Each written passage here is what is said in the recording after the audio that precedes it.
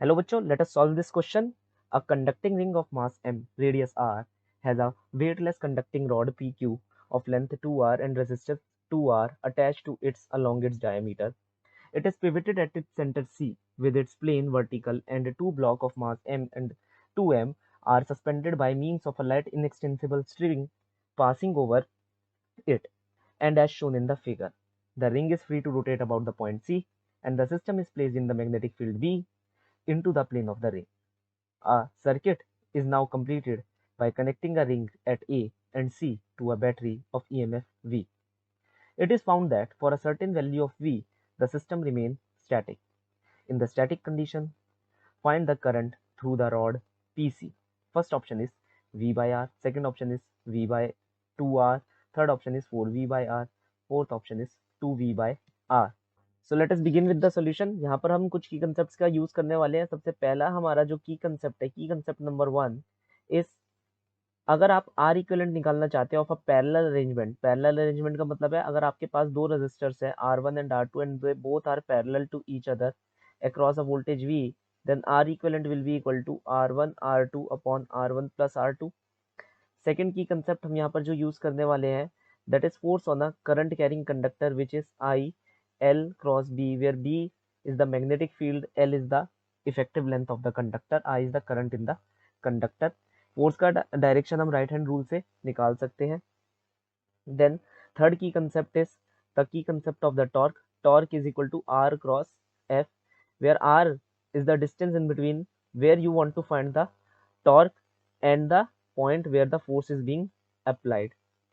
सो अगर मान लीजिए ये आपके पास एक पॉइंट है P और यहाँ पर फोर्स लग रही है पॉइंट A पर, ये फोर्स है F at an angle theta. So the torque will be, let us say this distance is R।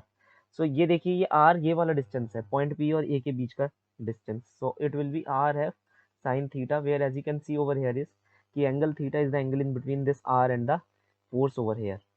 Fourth की कंसेप्ट जो हम यहाँ पर यूज करने वाले, it is the Ohm's law which says V equal to IR।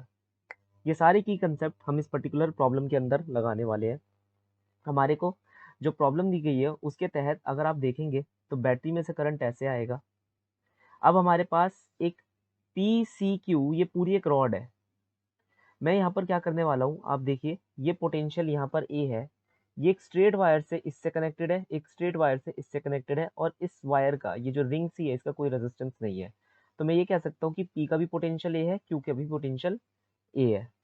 अगर ऐसी बात है और हमें ये भी गिवन है कि जो ये PQ रॉड है इसका टोटल रेजिस्टेंस कितना है 2R, तो कहने का मतलब है इसके आधे हिस्से का रेजिस्टेंस होगा R और इसके आधे हिस्से का रेजिस्टेंस होगा R। तो मतलब PC का भी R है और CQ का भी क्या है, हमारे पास R है। अगर हम अपनी प्रॉब्लम को ध्यान से देखें तो across C and A you are finding everything, है ना। C और A के अक्रॉस ही हमारी बैटरी भी लगी हुई है। तो अगर आप C और A के अक्रॉस देखें तो ये जो रजिस्टर है PC और CQ, ये किस में है, दोनों पैरेलल में है, क्योंकि दोनों का जो जॉइनिंग पॉइंट है C वो सेम है और जो टर्मिनेटिंग पॉइंट है A वो भी सेम है। यहाँ पर भी पोटेंशियल A है, यहाँ पर भी पोटेंशियल A है। तो अगर मैं R इक्विवेलेंट निकालना चाहता हूँ तो that will be R into R upon R plus R। So that will be R by 2। ये मेरे पास इक्विवेलेंट रेजिस्टेंस निकल कर आ जाएगा। अब स्टैटिक कंडीशंस के अंदर, इन स्टैटिक कंडीशंस अगर आप करंट निकालना चाहते हैं तो V equal to IR, Ohm's law आप निकाल सकते हैं। V हमें पता है, करंट हमें निकालना है, resistance of the whole branch हमें यहाँ पर पता चल गया। और मैं एक और चीज़ यहाँ पर स्पेसिफाई करना चाहूँगा, देखिए ये जो PC है और ये जो CQ है ये आपस में आइडेंटिकल है। तो मैं ये कह सकता हूँ कि यहाँ पर जितना करंट जाएगा, मतलब PC के अंदर, और जितना करंट CQ के अंदर जाएगा, याद रखिएगा वो भी क्या होगा, आइडेंटिकल होगा। लेट अस से the value of the current is I, लेकिन ये जो करंट बह रहा है इट इज कैपिटल I। सो यहाँ पर आके कैपिटल I दो भागों में बढ़ जाएगा, स्मॉल आई में, according to the Kirchhoff junction law. तो यहाँ पर V की वैल्यू तो V है, लेकिन R की वैल्यू हमारे पास क्या आ रही है, R बाय 2, जिसकी वजह से कैपिटल I की वैल्यू क्या आ रही है, 2V बाय R। अगर हमें स्मॉल I निकालना है तो हमें पता है small I plus small I equal to capital I according to the Kirchhoff junction law.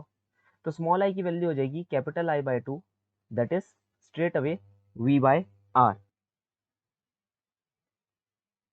So based upon the previous analysis मैं ये कह सकता हूँ कि option number 1 is the correct option. So the final solution for the following option is option number 1। Hope you understood well. Best of luck.